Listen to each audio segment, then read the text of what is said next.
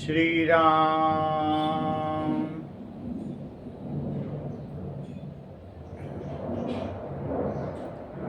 सभी साधकों को नित्य के सत्संग में राम राम। हम लोग पेज संख्या 18 पर हैं। हमारी साधना, हमारी शारीरिक चेतना से ऊपर उठने के विचार पुराने संस्कारों का ही परिणाम। हम ये चाहते हैं कि चेतना से ऊपर उठ जाए, शारीरिक चेतना से। तो उसके लिए कभी आग के पास बैठेंगे लकड़ी जला के कि शरीर को ताप ना लगे, कभी इसको खाना नहीं देंगे, तो कई तरीके से कर्षयंता शरीरस्थम। ऐसे कई लोग हैं जो हठ योग करते हैं और चाहते हैं कि शरीर कुछ महसूस न करे, मन कठोर हो जाए, जो मन मांगेगा उसे नहीं देंगे। इंद्रियों को हठ पूर्वक आंख बंद कर लेंगे, कान रूंध लेंगे, इस तरीके से बंद कर लेंगे। जीभ को ऐसा देंगे कि सब मिला जुला के देंगे, खिचड़ी में रसगुल्ला मिला लिया, जिससे कि, लेकिन जिसका जो स्वभाव है, अगर इंद्रियों का स्वभाव है, मन का स्वभाव है, बुद्धि का स्वभाव है, किसी की योग्यता है, हम उसको मार दें तो जैसे बच्चे में नितांत संभावनाएं होती हैं। आज वो खिलौने के लिए मचल रहा है, हम चाहे उसकी ऊर्जा को दबा दें, उसका वो एक स्वभाव है। एक उम्र के पड़ाव के बाद वो उनको छोड़कर किसी और चीज़ पर वो ऊर्जा चली जाएगी। ऊर्जा को मोड़ना है, दबाना नहीं है, पतन नहीं करना, क्योंकि ऐसा करने से हमारा विकास अवरुद्ध हो जाता है, सड़ांध हो जाती है। तो शारीरिक चेतना हमको मिली है हमारे विकास के लिए, उपयोग के लिए, ये आत्मोत्थान के लिए मिली हुई है। तो जो शरीर से ऊपर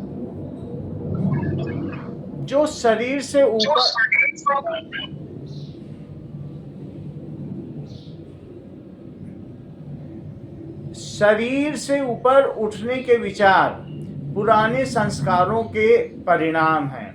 ऐसा कई जगह हमारे बुद्धिगत आदर्श हैं, कई पुस्तकें हमने कई जन्मों में पढ़ रखी हैं कि ये शरीर तो ऐसा ही है, ये पछड़ा है और मन बुद्धि हमें भटकाने वाले हैं, तो हमें इससे ऊपर उठना होगा और इनको मारना होगा। लेकिन हमारी साधना ऐसी नहीं है। स्वामी जी तो बताते हैं कि मन तेरा मंदिर, आंखें दिया बाती। ये जो मन बुद्धि शरीर मिले हुए हैं, ये भगवान के द्वारा ही दिए गए हैं और ये भगवान की साधना के मंदिर हैं। ये तन मंदिर है। इसी तन में जब तन है तो ही संभावना है कि इस अंतरात्मा में जो आत्मा का परमात्मा से मिलन होगा। मृत्यु के उपरांत हम सोचें आत्मा कहीं रहेगी तो वहाँ मिलन होगा, वो नहीं है। फिर उसके बाद दूसरा जीवन मिलेगा, वहाँ फिर से अवसर मिलेगा। लेकिन जो भी अवसर है, जो परमानंद का अवसर है, वो इसी शरीर में ही है। शरीर होने पर ही है, वरना देव गणों को भी नहीं है। जो ऊंचे ऊंचे लोग हैं वहाँ भी नहीं है, नीचे के लोक में भी नहीं है। तो इस शरीर को, जो कि एक पूजा का मंदिर है, जिसमें स्वयं अणुसत, अणुचित और अणु आनंद, सच्चित आनंद, भगवान तो सच्चित आनंद है और जो आत्मा है अणुसत, अणुचित और अणु आनंद है, उनका मिलन होगा। तो इसलिए ये शरीर पूजनीय है। नमामि गुरुजी शिवम विष्णु ब्रह्मम मात पिता गुरु रामानंदम नरतन नमामि जपे राम नामम बना हेतु कर्मम ब्रह्मम समागम। नरतन को भी नमस्कार है। हमें इसमें न मन को मारना है, न बुद्धि को मारना है, बल्कि इनको अपने लिए उचित रूप से उपयोग करना है। नजरिया बदल देना है। कैसा नजरिया बदल देना है? इनको प्रभु के चरणों में समर्पित कर देना है। जैसे ही हम प्रभु के चरणों में समर्पित कर देते हैं तो बुद्धिगत इच्छाएं, जो तर्क शक्ति है, जो हमारी तर्क करने की है कि ऐसा हो जाए तो ज़्यादा भला होगा हमारा, वैसा हो जाए। अध्यात्म में भी हमारी बड़ी ऊंची उड़ान होती है। कई कई शंकराचार्य तो ऐसे होते हैं कि जरा जरा सी बात पर नाराज हो जाते हैं, या बड़े बड़े संत मुनि हैं, जरा सा अगर आदर ठीक से न हुआ तो अनादर समझ लेते हैं, सामान्य से भी ज़्यादा क्रोधी होते हैं। तो वैसा नहीं करना है हमें। हम जो साधक हैं, हमारा मुख्य मार्ग समर्पण का है। जो जो समर्पित कर दें।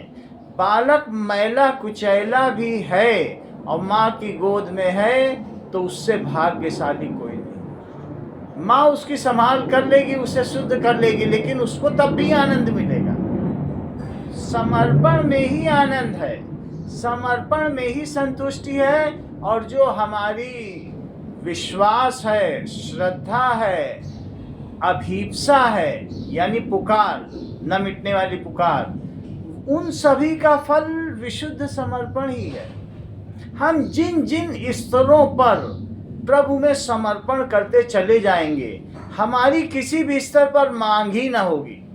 न जीने की मांग होगी, न मरने की मांग होगी। हमारे सारे दायित्व, चाहे हमें पुत्र मिला हो या पुत्री दायित्व मिली हो, उन सभी के दायित्व प्रभु के दायित्व होंगे समर्पण में। और ये समर्पण कैसे आएगा, इसकी पहचान कैसे होगी? ठोकर लगने से।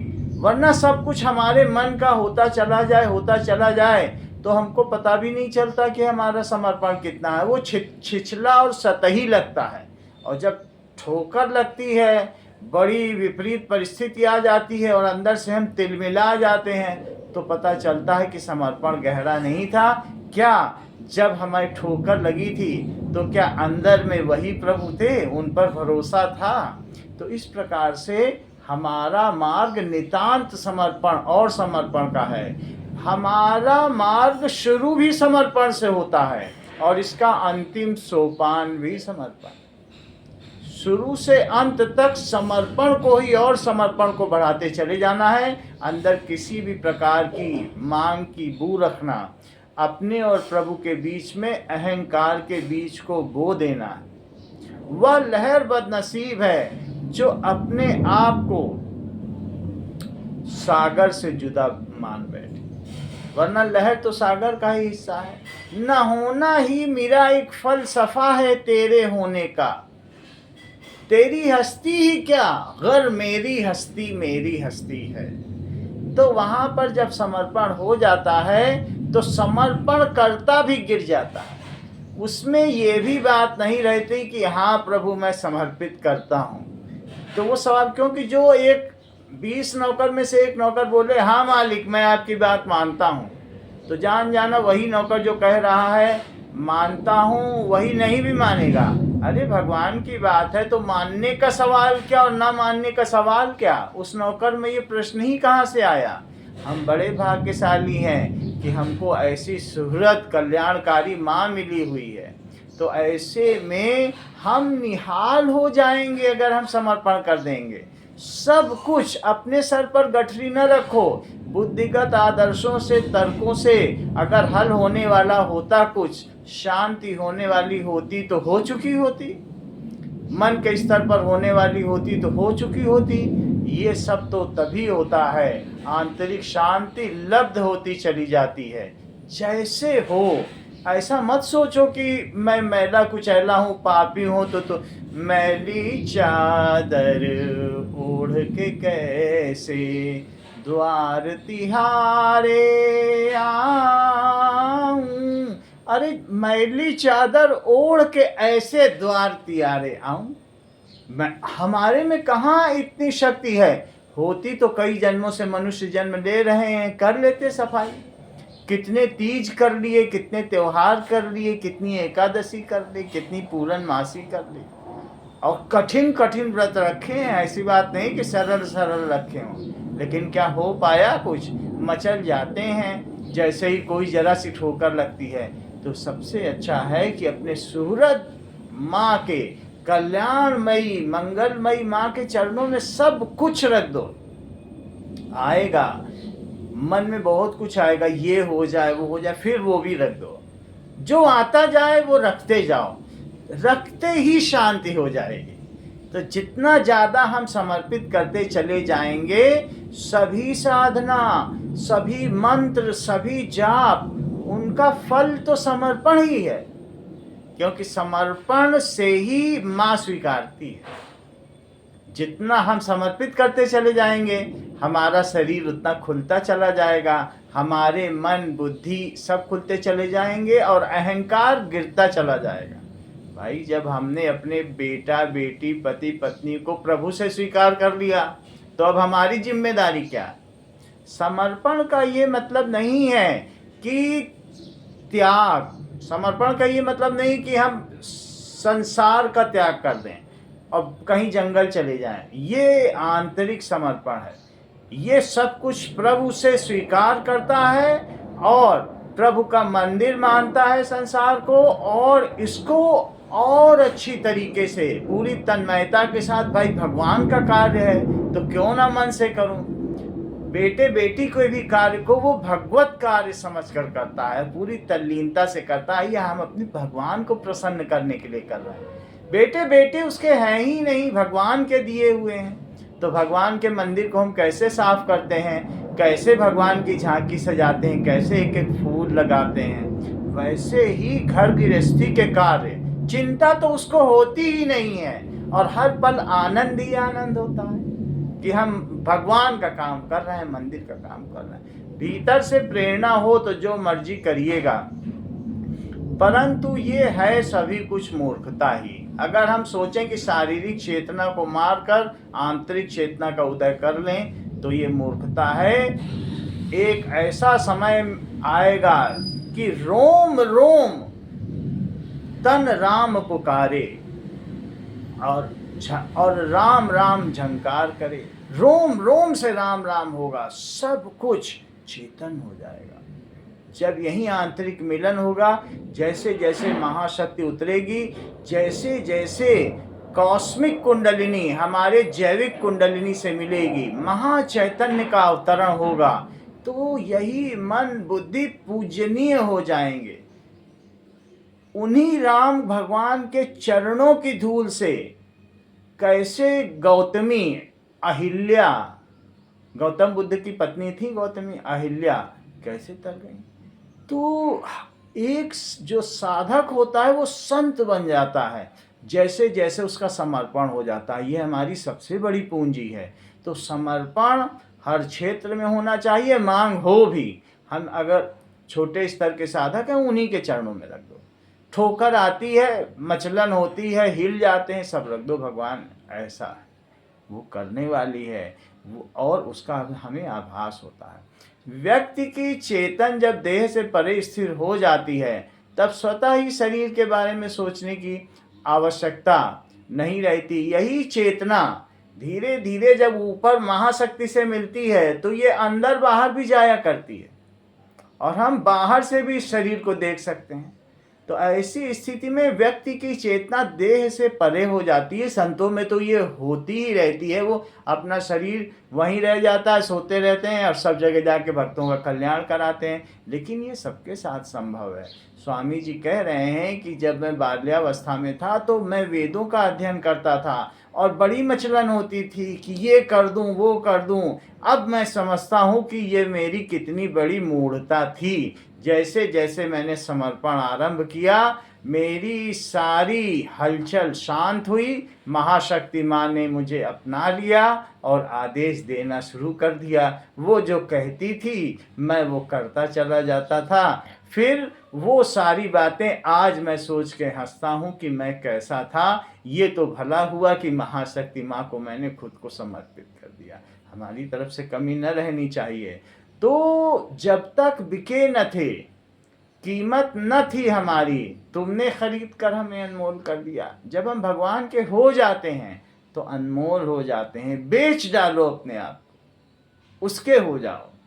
तो जीवन की सबसे बड़ी पूंजी यही है कि हमें राम नाम जपने के लिए अवसर मिला है, मुंह मिला है, मन मिला है, चेतन मिला है, बुद्धि मिली है। सारे भाव से, सारे शरीर से, रोम रोम से इस तन से राम नाम का जाप करो, ये समर्पण करने में मदद करेगा। पुकार को उठाते चले जाओ, भाव को उठाते चले जाओ, ये समर्पण करने में मदद करेगा।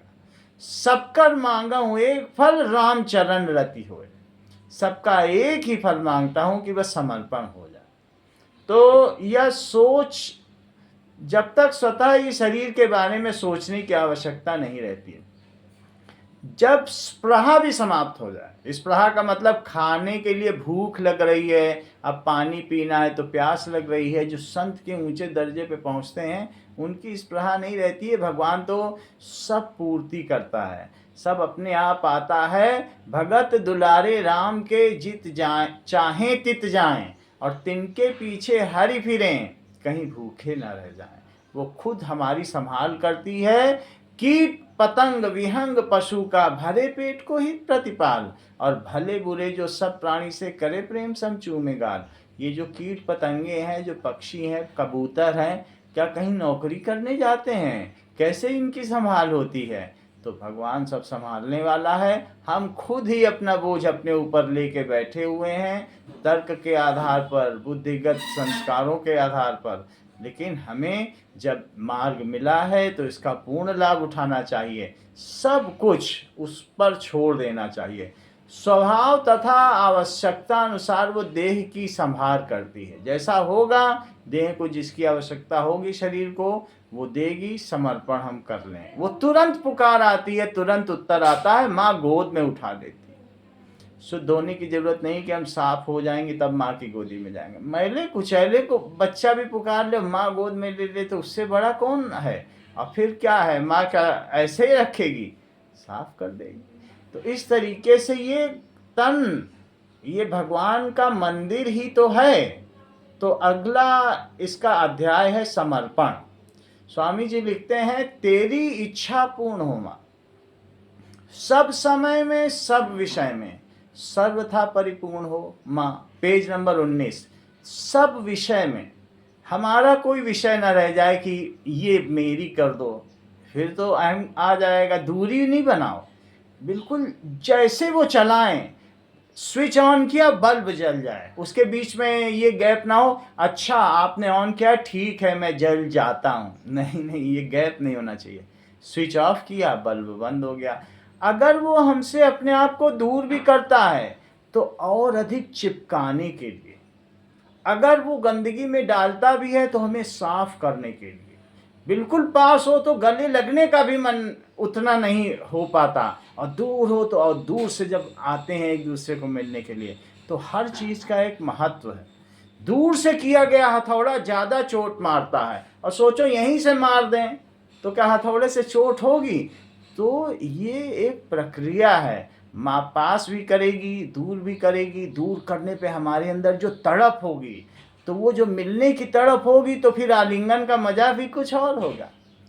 और पास ही पास रखे तो मज़ा नहीं रहेगा। जो बच्चा फर्स्ट से अचानक सेकंड या थर्ड आ जाए और फिर फर्स्ट आए, उसका जो फर्स्ट आने का मज़ा है वो बिल्कुल अलग होता है। उसकी जो तड़प है फर्स्ट आने की, वो फिर से और बढ़ जाती है। जो सोफे पर ही बैठा हुआ है जिंदगी भर, उसे सोफे का क्या मज़ा मिलेगा? कंकड़ पत्थर पे बैठने वाले को फिर सोफे पे बैठा दो तो वो मज़ा ले। इस प्रकार से प्रभु प्रतिकूलता देते हैं तो और अपने पास बुलाने के लिए देते हैं। वह विषाद धन्य है जो प्रभु चरणों में स्थिर राग पैदा कर दे। तो हम प्रतिकूलता पाते हैं तो वास्तव में उसका हमें दुहन करना चाहिए। वो हमारे अंदर प्रभु के प्रति समर्पण बढ़ाने वाला हो सकता है। ऐसे में जब प्रतिकूलता आए तो प्रभु की याद करें, सब कुछ प्रभु को सौंप दें। व्याकुल होने की, हलचल करने की कुछ भी ज़रूरत नहीं है। इससे हम अध्यात्म में तो आगे बढ़ेंगे ही, जो प्रतिकूलता आई है वो भी सूली का सूल हो जाएगी। श्री राम। राम राम राम भाई बच्चे, राम राम राम राम राम राम राम सभी को राम राम राम राम राम राम राम।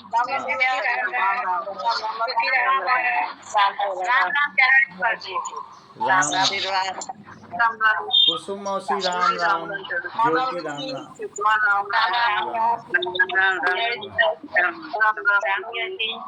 सभी को राम राम पूजा राम राम, राम राम भैया सभी लोगों को बढ़िया राम राम राम राम। गीता जी राम राम, सभी बहनों को राम राम राम राम।